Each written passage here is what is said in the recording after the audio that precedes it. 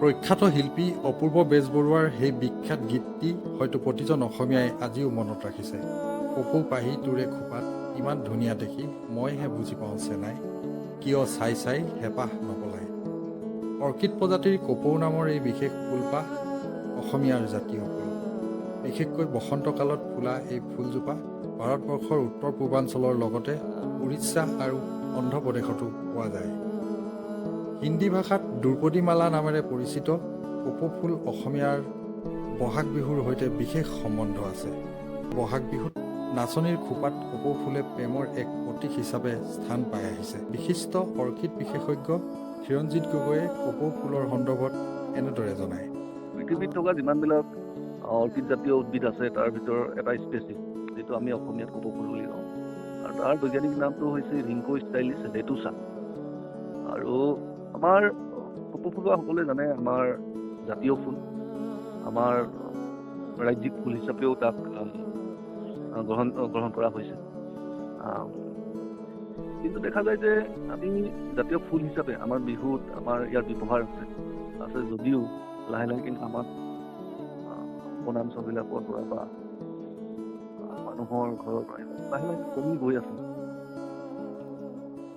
ভাৰতবৰ্ষৰ লগতে কাষৰীয়া ৰাজ্য Nepal, Bhutan, Myanmar, Thailand, Cambodia আদি দেশতো থকা এই কপৌ ফুল সাগৰ পৃষ্ঠৰ পৰা প্ৰায় 1300 মিটাৰ ওপৰত বিভিন্ন পাহাৰীয়া অঞ্চলত দেখা পোৱা যায়। অসমীয়াৰ বিবাহ পৰ্ব আদি অনুষ্ঠানত জীয়ৰী বোৱাৰীৰ খোপাত ৰূপসজ্জাৰ বাবে ব্যৱহাৰ কৰা এই কপৌ ফুলৰ ৰূপসজ্জাৰ সমানে সমানে বহুতো ঔষধি গুণো আছে। কপৌ ফুলৰ বহুত ঔষধীয় ব্যৱহাৰো আছে। আগতে আমাৰ ছোৱালীবিলাকে ইয়াক মানে কচমেটিক হিচাপে ব্যৱহাৰ কৰিছিল, কাৰণ আগতে ফেচিয়েল বা এনেকুৱাবিলাক নাছিল। ফুলপাহ পৰা পেষ্ট বনাই ইয়াক ব্যৱহাৰ কৰিছিল, আৰু ই মুখৰ উজ্জ্বলতা আৰু বয়সৰ চাপ মানে নাইকিয়া কৰে বুলি উল্লেখ আছে। আৰু এটা কথা ক'ব পাৰি যে এই অলপ দিনৰ আগতে আমাৰ বিহুক লৈ এটা বিশ্ব ৰেকৰ্ড কৰা হৈছিলে। সেইটোৰ সময়ত প্ৰায় 20,000 বা কপৌ ফুলৰ প্ৰয়োজন আছিল, কিন্তু সেই প্ৰয়োজনীয়তা কিন্তু আমি পূৰণ কৰিব নোৱাৰিলোঁ, বা আমি নাচনীক যেনেধৰণে যোগান ধৰিব লাগিছিলে তেনেকৈ যোগান ধৰিব নোৱাৰিলোঁ। ই এটা ভাল এটা অৰ্থনৈতিক দিশ উনুকিয়াই দিয়ে, কাৰণ এপাহ কপৌ ফুল সেইটো সময়ত 2000 টকালৈকে পাইছিলে যিসকলে দিব পাৰিলে। 35,000 কপৌ ফুল জাতীয় উদ্ভিদ আছে।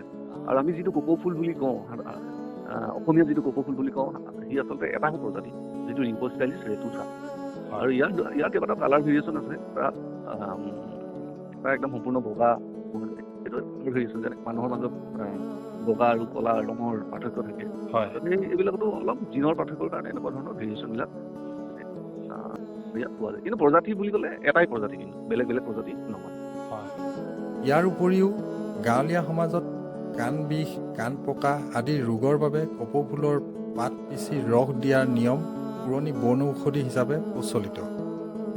মুঠৰ ওপৰত অসমীয়াৰ এক জাতীয় ফুল হিচাপে কপৌ ফুলক অসমীয়াই কেৱল বহাগ বিহুত বিচৰাৰ পৰিৱৰ্তে ইয়াক সংৰক্ষণ কৰি ঘৰে ঘৰে অন্ততঃ এজোপা কপৌ ফুল ৰোপণ কৰাৰ প্ৰয়োজনীয়তা আছে।